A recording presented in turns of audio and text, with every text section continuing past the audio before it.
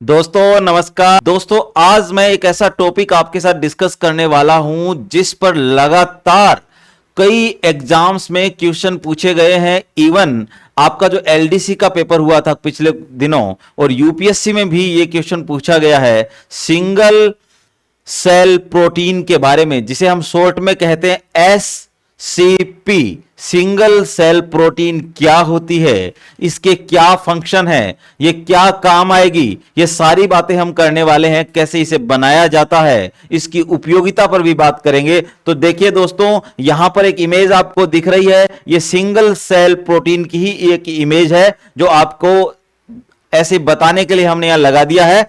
और लास्ट में एक क्वेश्चन भी हम सोल्व करेंगे जो एलडीसी एग्जाम में पूछा गया था। मुझे उम्मीद नहीं थी कि एलडीसी में इतना गंभीर, इतना इन डेप्थ क्वेश्चन पूछा जा सकता है, लेकिन पूछा गया।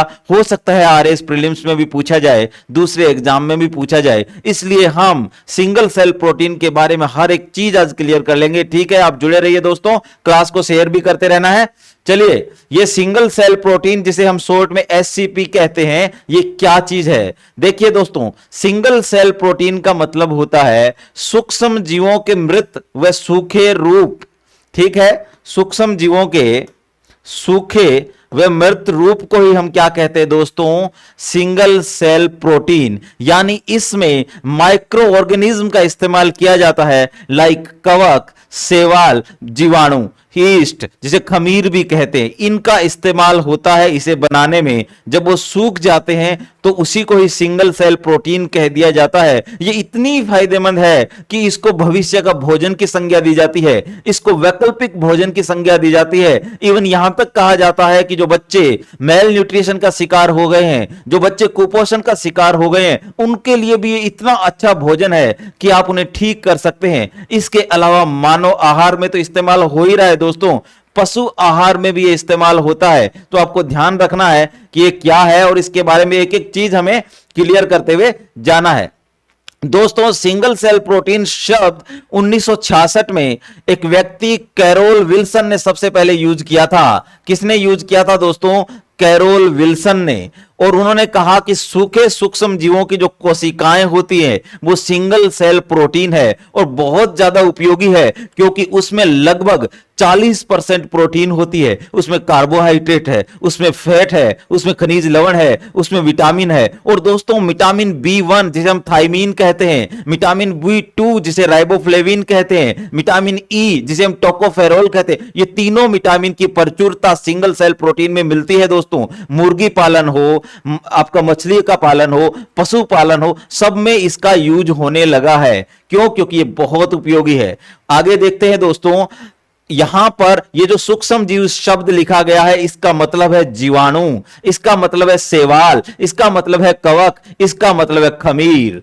ठीक है दोस्तों, ये भविष्य का भोजन है, ये वैकल्पिक भोजन है, ये बात हम ऑलरेडी कर चुके हैं। चलिए आगे बढ़ते हैं दोस्तों। ये मानव व पशुओं का पूरक आहार है, ये मानव व पशुओं का पूरक आहार के रूप में जाना जाता है। ये सारी जानकारी आपको रखनी है क्योंकि आजकल बहुत चर्चा में है, यहां से संबंधित सवाल जरूर आ सकता है। इसलिए आप जान लीजिए कि इसमें कम से कम 40% प्रोटीन पाई जाती है। विटामिन इसमें B1, B2, E जो है विटामिन ई इसमें पाया जाता है। इसके अलावा दोस्तों, यह पर्यावरण हितैषी है। क्यों? क्योंकि ये पर्यावरण प्रदूषण को कम कर देता है। कैसे? क्यों? क्योंकि ये कृषि अपशिष्ट पर पैदा होता है दोस्तों।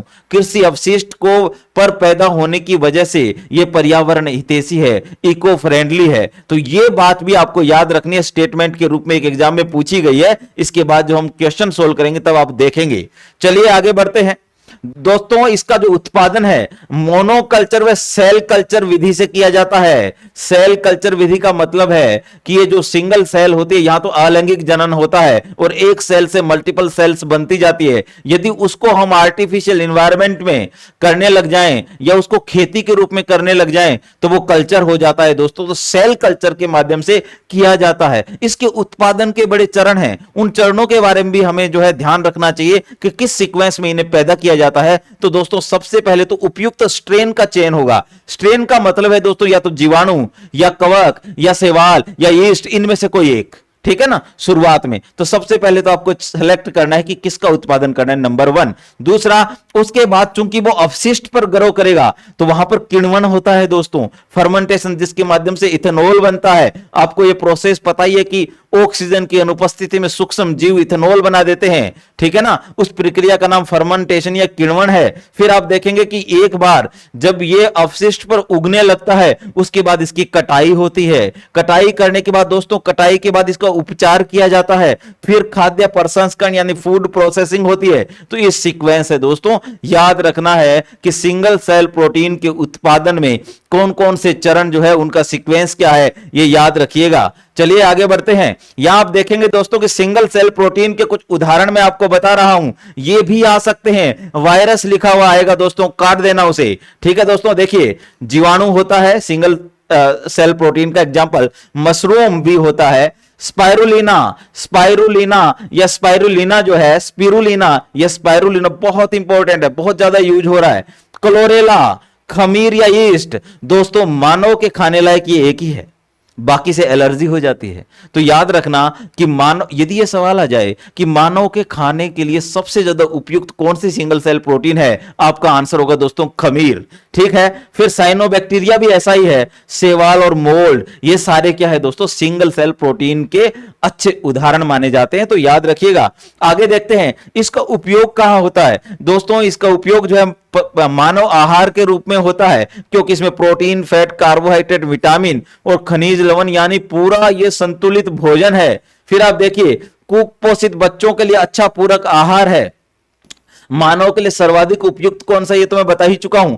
फिर आप देखेंगे पशु आहार के रूप में प्रयुक्त होता है। जल कृषि में फिश फीड का जो है विकल्प बन सकता है, जो मछलियों को खिलाया जाता है उसका विकल्प बन सकता है। मुर्गी पालन में प्रयुक्त किया जाता है, पशु पालन में प्रयुक्त किया जाता है, ठीक है भाई। अपशिष्ट पदार्थों का किण्वन कर सकता है, जैसे स्ट्रो, लकड़ी, भोजन अपशिष्ट, भोजन जो है खराब हो चुका भोजन है, सड़ा हुआ खाद्य अनाज है, उन सब का जो है ये किण्वन कर सकता है।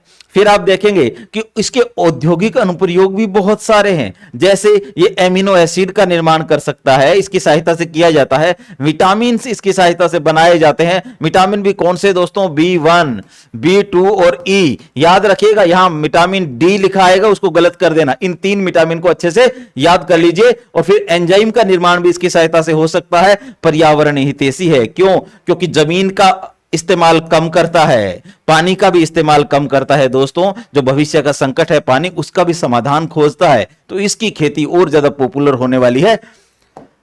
इसके अलावा दोस्तों एक चीज हमें और जाननी चाहिए कि इसके कुछ नुकसान भी है, खासकर मानव के लिए। मानव के लिए इसके कुछ नुकसान भी है, जैसे मनुष्य को इसे एलर्जी हो सकती है मित्र, है ना। इसके अलावा न्यूक्लिक एसिड जो होते हैं इनके माइक्रो ऑर्गेनिज्म के, उनको पचाने की क्षमता मानव में उतनी ज्यादा नहीं होती जितनी जानवरों में होती है, इसलिए वो भी एक संकट है। और यदि आप इसे खाते हैं तो आपके डाइजेशन में भी प्रॉब्लम हो सकता है। यदि ऐसा स्टेटमेंट आए कि सिंगल सेल प्रोटीन को खाने से मानव शरीर को कोई नुकसान नहीं होता है, तो यह स्टेटमेंट गलत होगा दोस्तों, क्योंकि नुकसान तो होता है, वो मैं आपको यहां बता ही रहा हूं। फिर देखिए, इससे गठिया हो सकता है, यानी यूरिक एसिड, यूरिक एसिड का जो है सांद्रण हो सकता है आपके बोन्स के जॉइंट में। यूरिक एसिड क्रिस्टल से ही तो गठिया होता है ना। फिर देखिए, इसके अलावा गुर्दे की पथरी हो सकती है, किडनी में पथरी हो सकती है, और इसकी उत्पादन लागत भी ज्यादा है दोस्तों, तो ये भी इसका एक नेगेटिव एस्पेक्ट है, ठीक है भाई। तो अब दोस्तों इतनी जानकारी के बाद अब आप सिंगल सेल प्रोटीन क्या होते हैं ये तो समझ ही चुके हैं। अब हम एक सवाल करते हैं दोस्तों, ये एलडीसी में पूछा गया इसी साल, इसी को पढ़कर मैं प्रेरित हुआ कि हमें क्यों ना इस सब्जेक्ट पे एक वीडियो बनाना चाहिए ताकि सबको फायदा हो जाए। इसलिए दोस्तों आप देखिए कि यहां पर एक क्वेश्चन है कि नीचे 2 कथन दिए गए हैं। कथन 1 है कि एकल कोशिका प्रोटीन पशु और पौधों के पोषण के लिए प्रोटीन का एक वैकल्पिक स्रोत है, कथन 1। कथन 2 क्या है कि स्पिरुलिना एकल कोशिका प्रोटीन में से एक है जो प्रोटीन, खनिज और विटामिन आदि के समृद्ध स्रोत के रूप में कार्य कर सकता है, परंतु इसकी वृद्धि पर्यावरण प्रदूषण में वृद्धि करती है। तो दोस्तों बताइए आंसर क्या होगा? क्या दोनों कथन असत्य है? क्या दोनों सही है? या एक सही है एक गलत है? बताइए क्या होगा आंसर। यहां हिंट है दोस्तों, मैंने फोकस भी किया था पढ़ाते समय, सारे के सारे सिंगल सेल प्रोटीन पर्यावरण प्रदूषण में वृद्धि नहीं करते, ये पर्यावरण प्रदूषण को कम करते हैं। तो इस सेकंड स्टेटमेंट की सारी बातें सही होने के बावजूद सिर्फ ये बात ने पूरा गड़बड़ कर दिया, तो ये स्टेटमेंट भी आपका गलत हो जाएगा। क्यों? क्योंकि सिंगल सेल प्रोटीन जो है दोस्तों पर्यावरण प्रदूषण नहीं करते, वो तो इको फ्रेंडली हैं। दूसरा देखिए, पहला कथन क्या कह रहा है, एकल कोशिका प्रोटीन पशु और पौधों के पोषण। दोस्तों ये तो खुद ही पौधे हैं, ये तो खुद ही प्लांट है दोस्तों, है ना। तो ये पौधों के लिए नहीं, मानव और पशुओं का आहार है, मानव प्लस पशुओं का आहार। ठीक है भाई, मानव प्लस पशु आहार। तो इस प्रकार दोस्तों दोनों ही कथन असत्य है ना।